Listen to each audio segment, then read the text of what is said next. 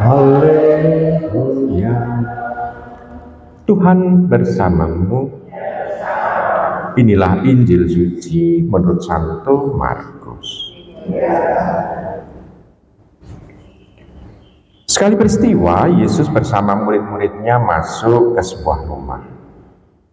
Maka datanglah orang banyak berkerumun pula, sehingga makan pun mereka tidak dapat.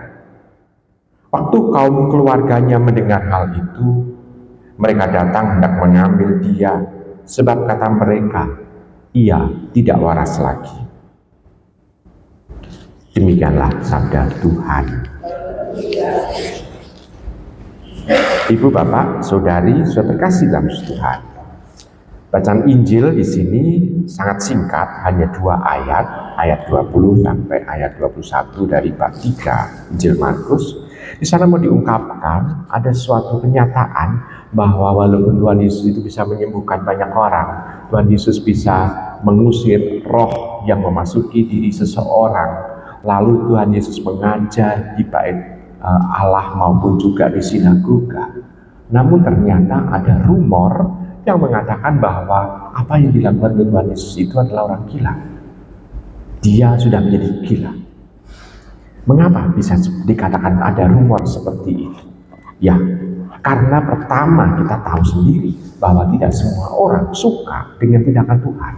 Terutama kelompok orang-orang Farisi, ahli-ahli Taurat yang tidak suka bahwa peran dia sebagai pengajar agama seolah-olah direbut oleh Tuhan Yesus. Coba bayangkan pada saat di sinagoga, yang mengajar itu adalah yang menjadi imam yang ada di sana. Walaupun sebetulnya kalangan imam itu adalah kelompok yang misalnya membuat korban bakaran ya di mezbah.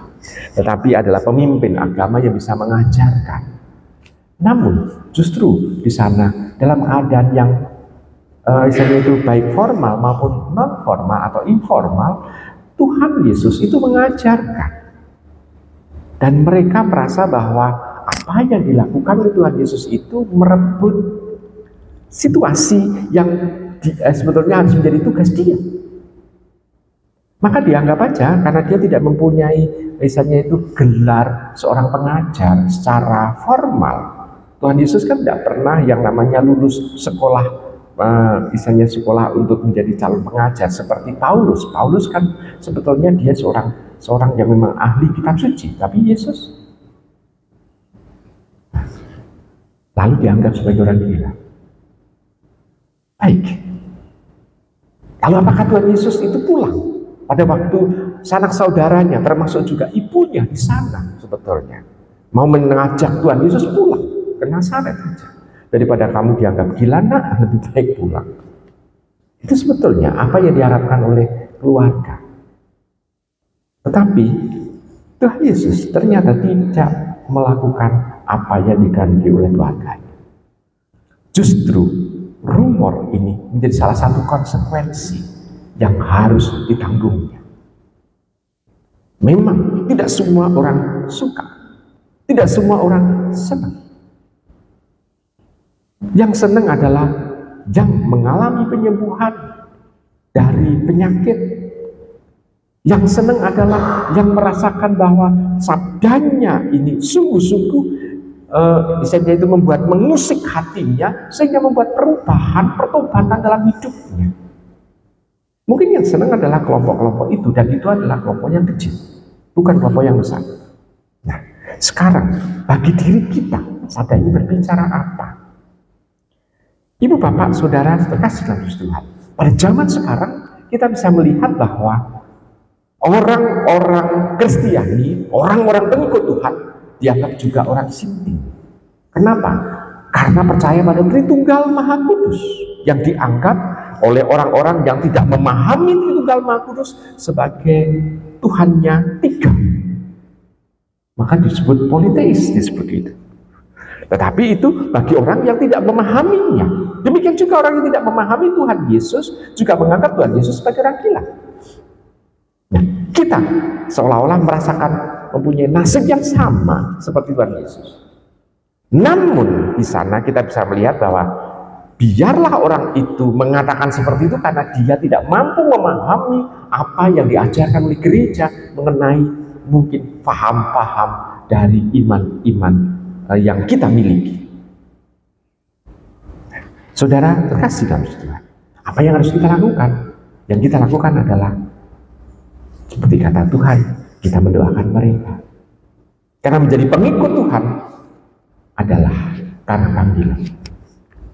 Nah, ibu bapak, saudara, saudari yang terkasih dalam Tuhan, maka sekarang kita bisa merenungkan bahwa Tuhan Yesus ditolak pun atau mendapat rumor yang negatif pun itu merasakannya. Jadi Tuhan Yesus merasakannya. Kok kita itu kalau mendapatkan hal itu karena iman kita akan Tuhan, ya kita jangan lalu mengatakan bahwa kok hanya saya yang menerima, merasakan. Enggak. Kita tidak boleh rendah diri. Kita harus percaya diri, kita harus bertindak seperti Tuhan Yesus. Membuktikan bahwa apa yang diomongkan oleh orang lain itu adalah keliru. Bukan membantahnya, biarkan saja, nggak perlu membantah. Tapi dengan tindakan kita, dengan apa yang kita omongkan, kita membuktikan bahwa apa yang diomongkan oleh orang lain itu keliru. Tuhan Yesus membuktikan hal itu, bahwa dia tidak gila, namun dia tergila-gila untuk melaksanakan firman Bapaknya. Dia tergila-gila untuk melaksanakan kehendak Allah. Demikian juga dengan kita. Dianggap kalau kita, kok ini orang-orang pengikut Tuhan kesetanan karena menganggap Tritunggal Maha Kudus sebagai Allah yang esa. Ya, kita memang tergila-gila untuk bisa ikut di dalam relasi yang akrab dengan Allah Tritunggal yang Maha Kudus itu. Nah, gitu kan, kita bisa lebih bisa memaknai kata yang seperti itu, seolah-olah dikatakan, oh dia orang yang gila. Nah, kita malah bisa mengatakan, oh saya malah tergila-gila. Dan dengan seperti itu malah sesuatu yang menjadi positif. Nah, ibu bapak, saudara terkasih, maka kita bisa melihat bahwa apa yang diomongkan yang negatif mengenai seperti Tuhan Yesus sendiri, mengenai diri kita harus membuktikan bahwa omongan itu tidak benar dengan tindakan, dan apa yang kita lakukan ini adalah yang sesuai dengan kehendak Allah. Selamat merenungkan.